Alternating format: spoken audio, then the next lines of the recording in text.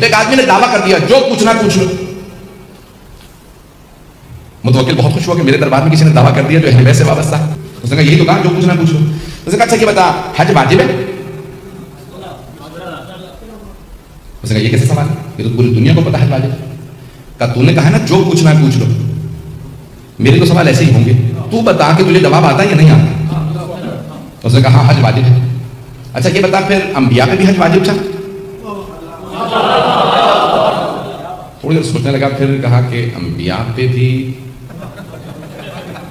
حج واجب ہی تھا. انہوں نے کہا سوچ لے. کہا نہیں اچھا انبیاء پہ حج واجب تھا. اچھا یہ بتا پھر حضرت آدم پہ بھی حج واجب تھا؟ اب پریشان ہو گیا, کہنے لگا واجب بھی رہا ہوگا. اس نے کہا کہ واجب رہا ہوگا یا واجب تھا؟ تو ایک مرتبہ کہا کہ بتا حضرت آدم پہ حج واجب تھا؟ اس نے کہا کہ واجب ہی ہوگا, واجب رہا ہوگا. اس نے کہا اچھا یہ بتا واجب تھا یا واجب رہا ہوگا؟ اس نے کہا نہیں واجب تھا. اس نے کہا اچھا اگر حضرت آدم پہ حج واجب تھا تو بتا انہوں نے کیا تھا حج؟ آپ تو ایسے خاموش بیٹھے جیسے آپ لوگوں سے پوچھ لیا میں نے سوال. تو کہنے لگا کہ بھائی کیا ہی ہوگا, اگر واجب تھا تو انہوں نے کیا ہی ہوگا. کہا بتا انہوں نے حج کیا تھا یا نہیں کیا؟ تو کچھ سوچ کے کہنے لگا حضرت آدم نے حج کیا تھا. اس نے کہا کیا پوچھ لے گا زیادہ سے زیادہ, کہا حضرت آدم نے حج کیا تھا. کہا اچھا یہ بتا اگر حضرت آدم نے حج کیا تھا تو ان کا سر کس نے مونڈا تھا؟ حلق واجب ہے, حج میں سر کا مونڈنا واجب ہے. جناب آدم تھے زمین پہ پہلے بشر, پتہ نہیں آپ تو. کہا اگر انہوں نے حج کیا تھا تو بتا ان کا سر کس نے مونڈا تھا؟ اب بہت پریشان ہوا, کچھ دیر بعد مجھے نہیں پتا. وہ پوچھنے والا بہت ذہین تھا. اس نے کہا جتنی اونچی آواز سے کہا تھا نا سلونی, اتنی ہی اونچی آواز سے کہے مجھے نہیں پتا, تو جاہل ہے, تجھے کہنا ہی نہیں چاہیے تھا سلونی. ایسا نہیں کہ بس مجھے ہوا آ رہی ہے, میرے لیے اتنا کافی ہے. ایک مرتبہ اس نے کہا کہ اگر نہیں جانتا تو کہ تو جاہل ہے. اس نے کہا کہ ہاں میں جاہل ہوں, نہیں جانتا. اب متوکل کو پریشانی ہوئی, کہا میرے دربار میں کوئی ایسا ہے جسے اس سوال کا جواب آتا ہو؟ سارے درباری امام علی نقوی کو دیکھنے لگے. جب سب نے امام علی نقوی علیہ السلام کو دیکھا, متوکل چہرے پڑھ رہا تھا, اس نے بھی امام کی طرف رخ کیا.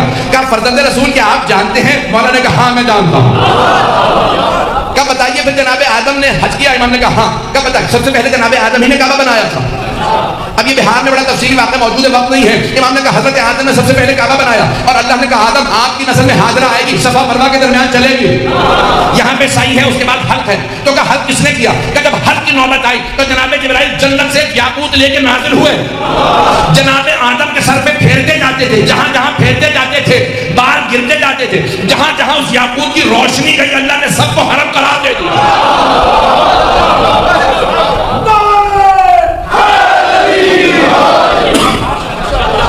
امام نے سب کو حرم قرار دیا. ایک مرتبہ متوکل نے کہا فرزند رسول آپ کہیے سلونی. امام نے کہا کیونکہ میرے جد علی ابن ابی طالب نے کہا اس لیے میں نہیں کہا, لیکن میں ان کے علم کا وارث ہوں, جو پوچھنا ہو پوچھ لو. اللہ جانے گرامی وہاں پہ سوال ہوئے, بس میں نے کہا وقت نہیں ہے, میں انشاءاللہ اگلے مرحلے میں جا رہا ہوں. تو ایک مرتبہ کسی نے سوال کیا بتائیے فرزند رسول یہ فجر کی نماز واجب کیوں ہے؟ فجر کی نماز واجب کیوں ہے؟ کہ جب اللہ نے جناب آدم کو زمین پہ بھیجا تو رات کا وقت تھا, ایک تو جنت کی جدائی, دوسرے اللہ کی ناراضگی, تیسرے جس جگہ پہ آئے وہاں تاریکی ہی تاریکی. تو جناب آدم پوری رات روتے رہے. اچانک جیسے ہی صبح صادق ہوئی, زمین کی مشرقی طرف ایک مرتبہ ایک لکیر سے کھینچی جسے صبح صادق کہتے ہیں, تو جناب آدم سمجھ گئے یہاں پہ روشنی آئے گی.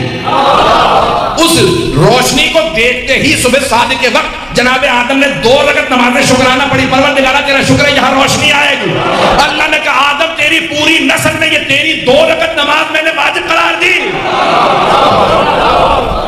یہ یادگار جناب آدم ہے, یہ جناب آدم کی یادگار ہے کہ 2 رکعت. بس اسی طرح سے ظہر اثر مغرب عشاء سب پوچھا, سارے سوالات کرتے رہے, یہاں تک ایک مرتبہ چور کو لے کے آئے, اور اس چور سے ایک مرتبہ متوکل خود پوچھا کہ واقعی تو چور ہے؟ اس نے کہا کہ جانتا ہے چوری کی سزا کیا ہے؟ کہا ہاتھ کاٹا جائے گا. کہ پھر بتاؤ مسلمان کی جتنے بھی وہاں پہ علماء بیٹھے تھے, کہ مسلمانوں بتاؤ ہاتھ کہاں سے کاٹا جائے گا؟ چور آیا.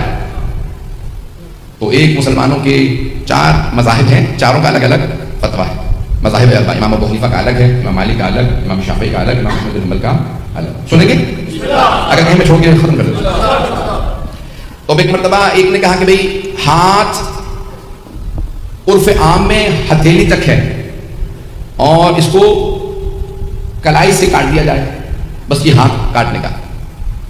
والسارق والسارقۃ فاقطعوا ایدیہما، قرآن کی آیت ہے. چور اور چوری کرنے والے مرد اور عورت کے ہاتھ کو کاٹ دیا جائے. یہ نہیں لکھا کہاں سے، لکھا فاقطعوا ایدیہما، یعنی ان کے ہاتھوں کو کاٹ دیا جائے. ہاتھ کاٹنا.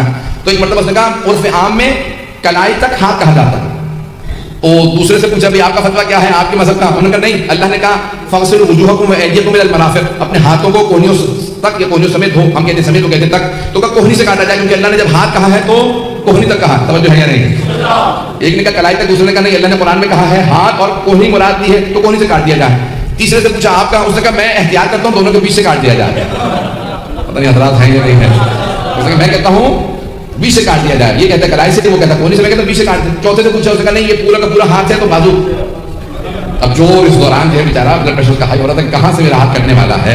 ایک مرتبہ امام علی علیہ السلام کی طرف رخ کیا متوکل نے کہا فرزند رسول بتائیے ہاتھ کہاں سے کاٹا جائے گا، ان چاروں میں سے کون صحیح ہے؟ امام نے کہا چاروں غلط ہیں. لوگ ہیں یا نہیں؟ گھبرا کے نہ سنیے حضرات، سارے من میں کی توجہ ہو، میں اگلے مرحلے میں جاؤں گا. امام نے کہا چاروں غلط ہیں. کب فرزند رسول انہوں نے سب نے آیات پیش کی ہیں، آپ دلیل دیجیے. امام نے کہا صرف 4 انگلیاں کاٹی جائیں گی. آپ حضرات پریشان بیٹھے. امام نے کہا صرف 4 انگلیاں کاٹی جائیں گی، نہ ہتھیلی کاٹی جائے گی نہ ہاتھ. کیا فرزند رسول آیات انہوں نے بھی پیش کی، کوئی آپ کے پاس بھی دلیل ہے؟ امام نے کہا قرآن میں آیت ہے ان المساجد للہ جمیعا، کہ تمام کی تمام سجدگاہیں اللہ کے لیے ہیں. پیغمبر نے فرمایا 7 مقامات کا سجدے کے دوران زمین پہ رکھنا واجب ہے، پیشانی کا، ہتھیلیوں کا، دونوں گھٹنوں کا، دونوں پاؤں کا. اگر چور توبہ کر کے نماز پڑھنا چاہے تو نماز کیسے پڑھے گا؟ جانے کی رامی. پھر امام نے وہاں پہ تفصیل سے بتایا کہ چور اگر کسی تاجے کو توڑ کے چوری کرے، کچھ اٹھا کے لے جائے تو ہاتھ نہیں، تعزیر ہے، حد نہیں جاری ہوگی. پتہ نہیں لوگ ہیں یا نہیں؟ حد جاری نہیں ہوگی، تعزیر ہوگی، کوڑے لگیں گے لیکن ہاتھ نہیں کاٹ سکتے کیونکہ اس نے تالا نہیں توڑا. تیسرے، اگر وہ یا اس کے بچے بھوکے تھے اور اس نے چوری کی تو ہاتھ نہیں کاٹ سکتے، تعزیر ہوگی کیونکہ جرم کیا ہے. کوڑے لگ سکتے ہیں، جرمانہ ہو سکتا ہے، جیل ہو سکتی ہے، ہاتھ نہیں کاٹ سکتے کیونکہ حاکم پہ واجب ہے کسی کو بھوکا نہ رکھے.